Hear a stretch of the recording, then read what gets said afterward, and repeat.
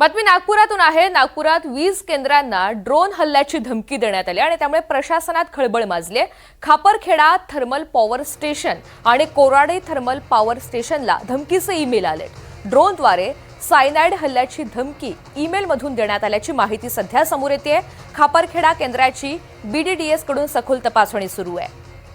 संजय तिवारी आपल्यासोबत आहेत। अधिकची माहिती त्यांच्याकडून जाणून घेऊया। संजय, सध्या सखोल तपासणी सुरू आहे, काही आतापर्यंतच्या तपासामधून संशयास्पद आढळलेला आहे का, काय माहिती?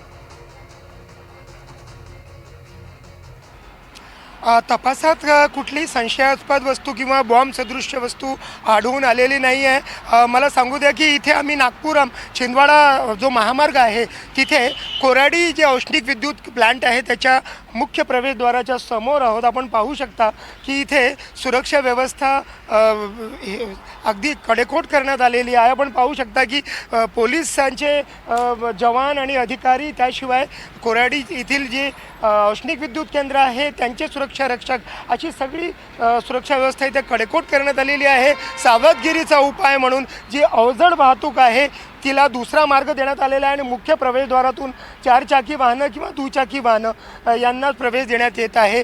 हा जो मेल आलेला आहे त्या मेलबद्दल बघूया।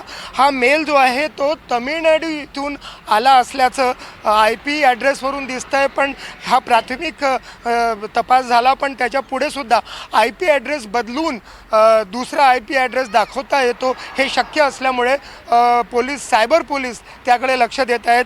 हा जो मेल आलेला आहे त्या मेलमध्ये तो कुठून आलेला आहे किंवा कोणत्या संघटनेकडून आलेला आहे हे सांगण्यात आलेलं नाही आहे। हल्ला कधी होईल हे सुद्धा सांगण्यात आलेलं नाही आहे, पण तो तपासाचा भाग आहे। आणि मुख्य म्हणजे ड्रोनद्वारे बॉम्ब टाकून आणि मुख्य म्हणजे बॉम्बद्वारे घातक गॅस किंवा आणखी काही सायनाइड वगैरे असा त्याच्यात उल्लेख आहे। आणि तो सगळा बघता पोलिसांनी सखोल तपासणी इथे सुरू केलेली आहे।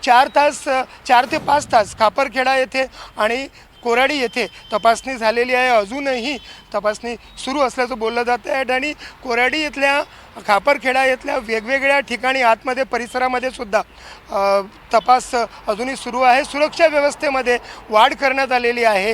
हा जो ड्रोनचा जो उड्डाणाचा जो विषय आहे त्याला रेस्ट्रिक्ट करण्यात आलेला, बंदी घालण्यात आलेली आहे। याच्यावरती कोराडी खापरखेडा इथे आता ड्रोन उडवता येणार नाही। आणि आपण पाहू शकतो मागे इथे पोलीस अधिकारी आलेले आहेत, ते सतत इथे ये जा करत आहेत। आणि मुख्य म्हणजे सुरक्षा व्यवस्थेत वाढ तर करण्यात आलेली आहे, पण हा जो एकूण परिसर आहे तो हाय अलर्टचा घोषित करण्यात आलेला आहे। आम्ही उच्च पदस्थ अधिकाऱ्यांशी बोललो, त्यांनी आम्हाला असं सांगितलं की किमान 3 औष्णिक विद्युत प्रकल्प कोराडी, खापरखेडा आणि मराठवाड्याचा पारस यांना धमकी मिळाल्याचं स्पष्ट झालेलं आहे। पण एकूणच तपासातच गोष्टी सगळ्या स्पष्ट होणार आहेत आणि आता त्या अनुषंगाने विशेष अशी खबरदारी सुद्धा घेतली जाते। पोलीस बंदोबस्तात वाढ करण्यात आली आहे। धन्यवाद माहितीसाठी।